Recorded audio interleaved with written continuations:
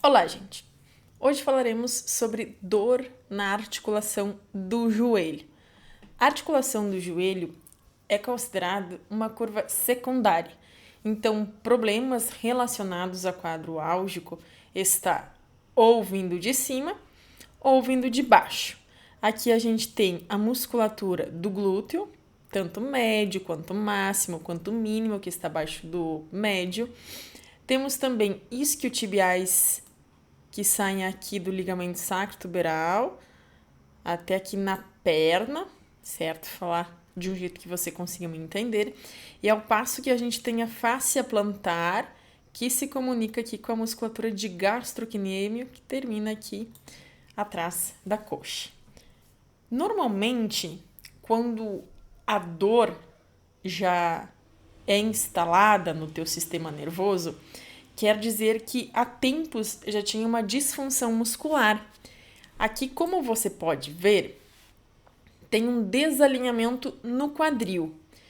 Mas observe o quanto roda o côndilo medial para trás e o lateral para frente, tá? E aí eu também quero que você observe o seguinte: observe como está a pronação deste pé, como o arco longitudinal está tombado para dentro, trazendo o maléolo numa direção abaixo. Aí acontece aquela cascata ascendente de alteração, que cristilíaca também fica mais baixa. Bem, agora, partindo do pressuposto, Mish, então como que a gente faria para corrigir uma disfunção muscular? Através de uma avaliação funcional. O teste para saber se gastrocnêmio ou isquiotibial estão encurtados, que são músculos responsáveis inclusive por quadros álgicos no joelho, demanda algumas posições.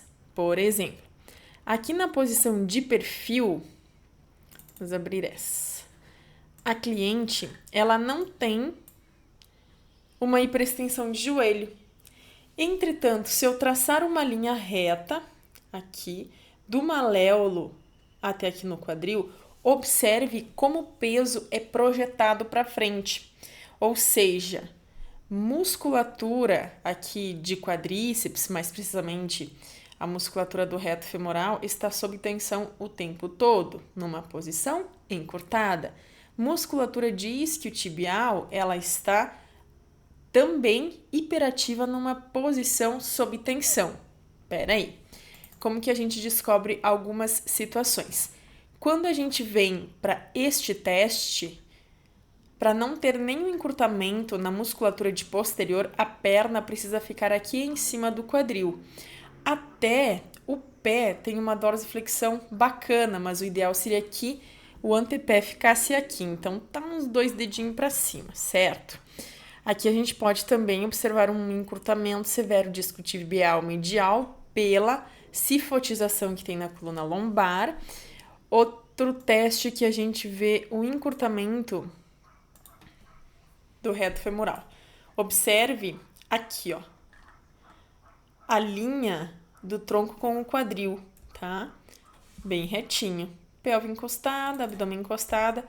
Quando sobe o joelho em flexão, observe que dá uma elevadinha aqui.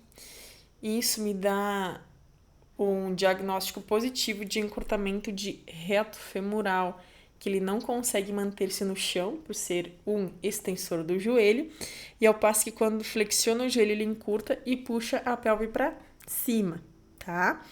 Então, esses são alguns detalhes que você precisa levar em consideração quando você quer tirar um quadro álgico do joelho.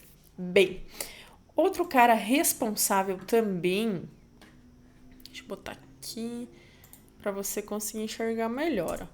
Outro cara responsável pela instabilidade do joelho é o transverso do abdômen, porque, como você pode observar, os feixes de inserção dele está aqui na cristilíaca e na sínfise pubiana, vindo de encontro com o que eu mostrei aqui, sob ser uma curva secundária, e aqui na musculatura, na verdade é no sacro, ser uma curva primária, e a gente tem músculo do transverso que termina bem aqui, ó.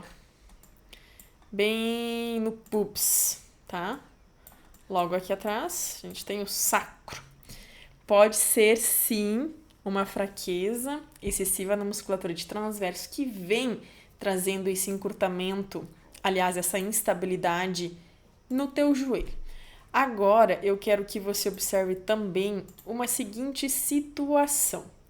Quando a gente pensa em dor no joelho, vem em mente assim, fortalecimento muscular, não é verdade? Mas não é assim que funciona, tá?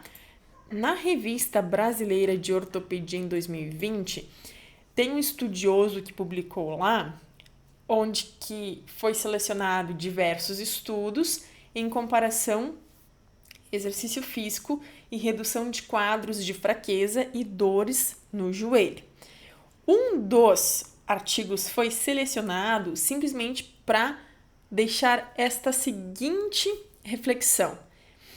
Em um quadro onde que você possui desnivelamento articular, ou seja, o joelho em varo para fora, joelho valgo para dentro, uma rotação interna do quadril, uma pronação excessiva do pé, que é onde que esta partezinha aqui onde está o mouse toma para dentro. Quando se tem essa disfunção muscular e você aplica sobrecarga em cima do quadríceps para fortalecimento do quadríceps, para aliviar dor no joelho em pessoas que têm já uma osteoartrite, que é o início do desgaste do joelho, este exercício só piorou o quadro de dor. Em questão de força do quadríceps, aumentou 3%, ao passo que a dor no joelho foi aumentando gradativamente comparado com o grupo que não tinha essa disfunção muscular, tá? A disfunção muscular acaba acarretando nesta compensações nas articulações. Por exemplo, se a musculatura aqui adutora, tá?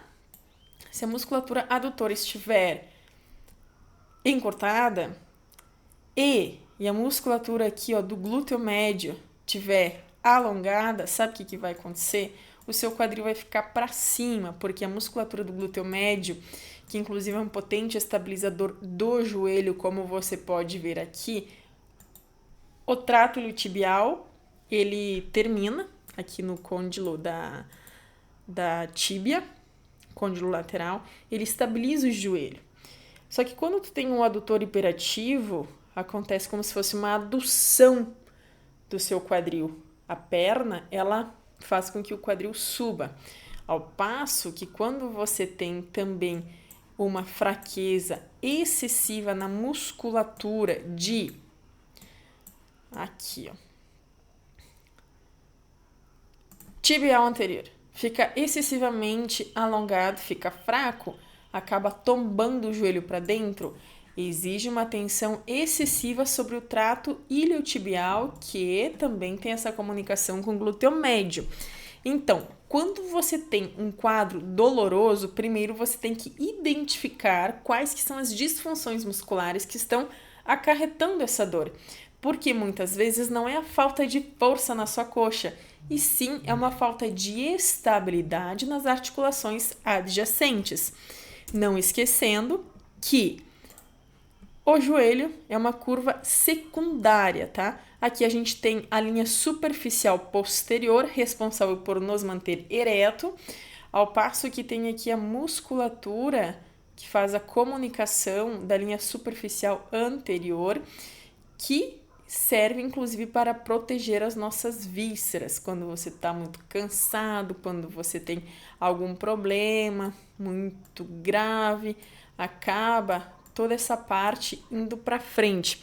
Aliás, o abdômen acaba vindo para dentro, né? O quadril que vai para frente.